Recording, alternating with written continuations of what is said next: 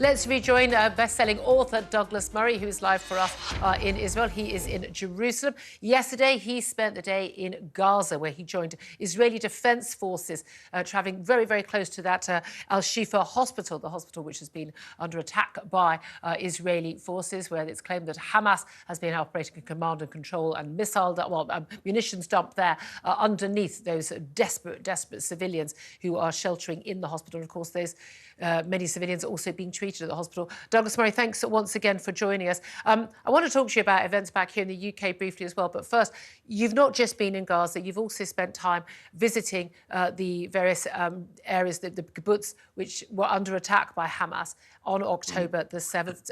Tell us a little bit about your experiences there and the people you met and what they had to say to you. As you go into Gaza, you go past the ruins of a small community called Be'eri, which was completely decimated. It was one of the first places that the almost 4,000 Hamas terrorists broke into when they broke into Israel that day. There's almost nobody left, and it's been cleared, almost no houses. I interviewed a man that you might be able to see the interview shortly, who was from there. He lost his wife and his 14-year-old son. You just hear the horror stories everywhere. I can't tell you. I mean, I've covered plenty of war zones, but the horror stories from these kibbutz, these small communities, which are mainly, by the way, left-wing communities and peacenik communities, people who, there's footage you're watching at the moment of me in the community of Nir Oz. That was a community of 400 people. More than 80 of its residents were kidnapped that day.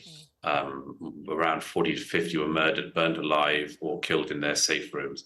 They had safe rooms ready for rocket attacks, but people didn't ever expect Hamas terrorists to be coming door to door with very well-laid plans of their communities. But that's what happened, and the stories are unbelievable. Exactly who was living there. They'd been given the information by Gaza residents who'd been brought in as workers.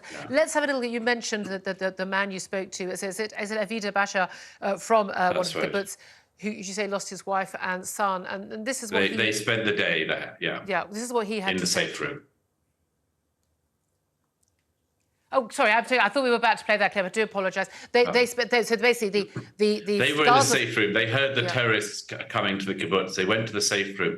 They tried to keep the door closed, but the terrorists set fire to their house and then found the window into the safe room, where they threw grenades that killed, first of all, his wife, and then they shot his son through a bullet hole through each side.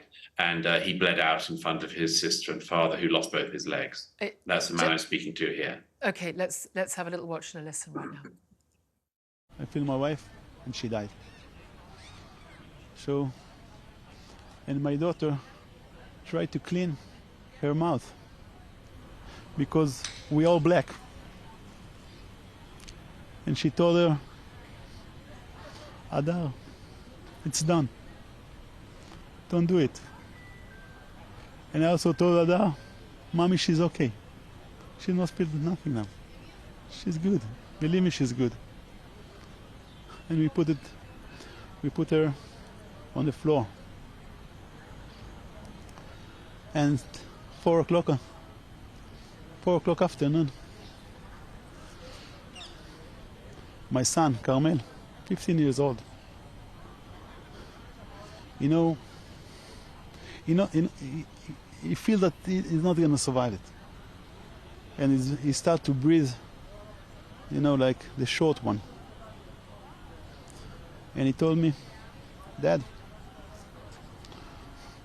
when you bury me,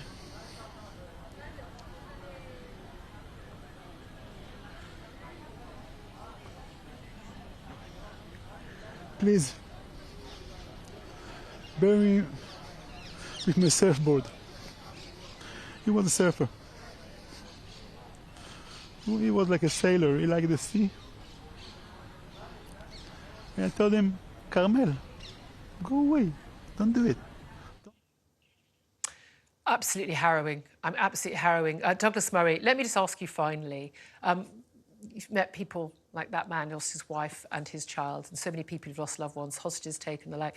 What do you make of MPs, SNPs, some 56 Labour MPs, 10 from the front bench, who've now lost those jobs on the Labour front bench, most of it, by the way, no one had ever heard of, basically defying Keir Starmer and indeed Conservative policy, which is not to call for a ceasefire in Gaza. They called for a ceasefire. They say that is, that is the humanitarian, the right thing to do.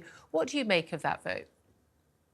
There was a ceasefire, and it was broken by Hamas on the 7th of October when they killed 1,400 Israelis and kidnapped 240, when they led to scenes like the one you saw there. I can't stress enough that people in the kibbutz, people in these communities, you see even on the remainders of their house, on their fridge magnets, peace now, live and let live. These were people who wanted to live by their Gazan neighbors, and people, and often cooperated, drove people to hospital. There's a funeral today of an 80-year-old woman who drove Palestinian children to hospitals. She was an Israeli. She was killed by Hamas. Her funeral is today. They couldn't identify the body until just a few days ago. She was so badly burned. I can't stress enough, a ceasefire would return to the situation that led to this.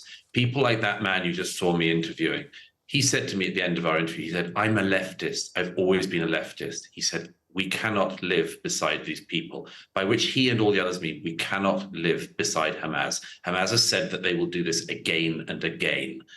There is no way anyone can live beside that. What that looks like, what the defeat of Hamas looks like, we'll see. But a ceasefire is not the answer to that. And anyone who thinks otherwise should come here and learn something.